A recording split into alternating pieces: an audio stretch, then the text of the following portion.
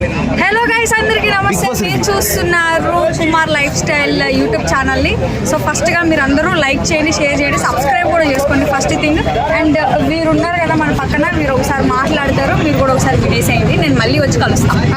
Okay, thank you అమ్మా.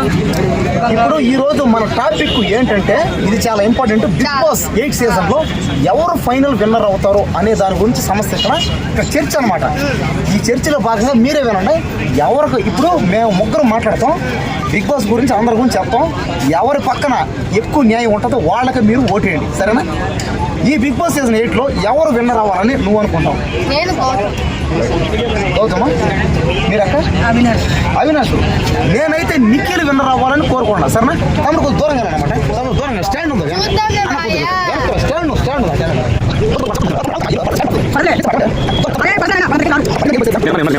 రెండు రోజులు చెప్పు. ఇంకా ఎవరు గెలుస్తారో తెలుస్తుంది. అవినాష్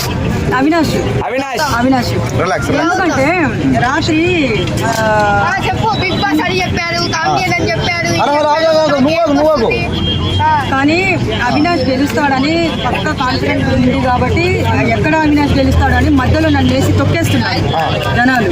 కానీ ఇంకోటి ఏంటంటే, రాత్రి బిగ్ బాస్ అవినాష్ గురించి మాట్లాడుతుంటే అటు టీవీలో చూసి అవినాష్ కూడా కన్నీళ్ళు పెట్టుకున్నాడు. సైడ్ నేను కూడా కన్నీళ్ళు పెట్టుకున్నాను. మీరేమన్నారు? మీరిద్దరు ఏమన్నారు? అవినాష్ కామెడీ పీసు, నువ్వు అవినాష్ కామెడీ అని అంటే నువ్వు కూడా కామెడీ అని అన్నారు. కానీ కామెడీ అనేది ఔషధం. కామెడీ